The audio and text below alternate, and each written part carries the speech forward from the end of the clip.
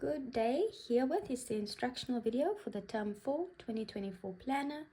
I'm going to walk you through how to use the planner for optimal time use and productivity.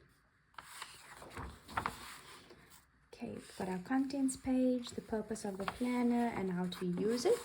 This is just a self-explanatory thing. You can go through this. It lists everything that I'm going to explain as well. Here we've got the year calendar. It's nice to have an overview for quick reference of dates for your planning purposes. Okay, so since this is a Term 4 planner, the last months that we have for the year are October, November, and December. So I'm giving you a monthly calendar for each of those. So over here, you'll see that there's a mini calendar, and this is where you are going to put all of your test and exam dates, as well as your assignment deadlines, maybe birthdays and important dates that you want to keep track of. You'll put it over here. Then we also have a goals section. It's important that you define realistic goals because then it helps you work towards something. So listing all of them here. Then self-care is really important, as this is the busiest time of the year. It's important to do things for yourself. That's also going to help ground you and still bring you joy, even though this might be a stressful time of year. Then also, as a form of self-motivation, anything that you accomplish in the month, you are going to list that in your achievements section. Things like got this result for something that you're proud of, implemented my study plan on time, I'm on track with all my planning, or did so and so many driving lessons. Anything that you think is an achievement, you're going to list here. And then any extra notes on what you can improve on for the next month, those are types of things that you can list here. Okay, then we've got November and December. Obviously, each month you're going to reevaluate these sections and update them as needed. There we go. So there are 3 months for this last quarter, and there are 12 academic weeks. So then we are going to zoom in and actually go into weekly planners. So from the Monday till the Sunday, you're going to write that date here. And in your study planner, you are going to list 1 to 2 things per day, the most important things that you wish to achieve that day. Why only 1 to 2? Because those are realistic things, number of items that you can tick off.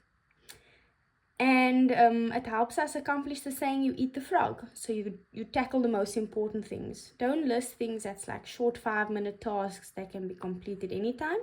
This is your most important things that's going to help you progress and actually help you towards your studies. So there are 12 of them in here. Each week, the Sunday before the week starts, you are going to complete the whole week already. Okay, because then it's like a mind map, a map that you're going to follow. And it gives you structure for the week ahead. All right, the next section is our habit tracker. Developing healthy habits is so important for your success. So I've said here, set a few habits you want to incorporate daily. Any of them, you can customize it. It can relate to your exercise, leisure, health, rest, and routine. So you will list the habit name here for this week, because the week runs from Monday to Sunday. And then every day, you are going to tick off if you've accomplished it. So on Monday's habit, if you've accomplished this one, you tick it off. And you tick off all of them on Monday if you've completed them. If you haven't, you leave it open. And you do so accordingly. You needn't set 10. Set how many are realistic to you. Also, it takes 21 days to build a habit. 21 days is 3 weeks. So here's week 1, 2, and 3. Okay, by this point, you would have already incorporated most of your habits, and those which work can stick around, and those which weren't so necessary, you can actually eliminate. Here's just a little intro on how the brain works. And then I go quite a bit into the Pomodoro technique, and this is how I recommend you study. You work for 25 minutes, right? And then you take a rest for 5, and you do several sessions like this. Because the brain's capacity, right, its ability to retain information decreases with time. So don't study for long periods, rather do multiple short sessions so that you can actually remember and implement your work better. Okay, so this is really important. I did this all throughout high school and university, and I think it is so effective. Then just some tips on a working environment. Ensure all of these things are in place. And then we move on to the study techniques. We've got the bigger picture technique, which involves writing the topic and branching off into the subtopics which fall underneath.